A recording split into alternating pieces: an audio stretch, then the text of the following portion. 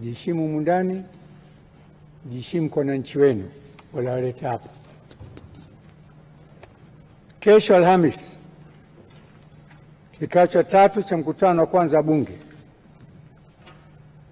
Kazi itakayofanya kuthibitisha uteuzi wa waziri mkuu,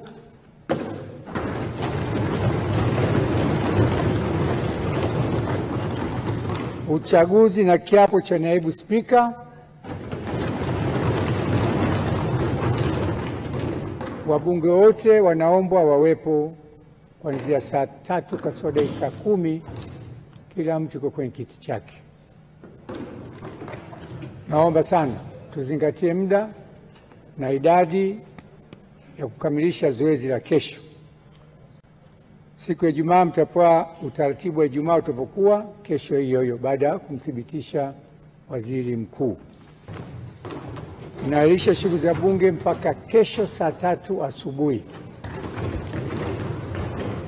Naam. Ni kuhusiana na kwa maendeleo ya sekta ya utalii na huduma za hoteli nchini. Parrot Hotel iliyopo Kaloleni katikati ya jiji la Arusha ni fahari ya Tanzania. Ina bwawa la kisasa la kuogelea na kupumzika kwa watu wa rika zote. Mapokezi yenye ubora hapa.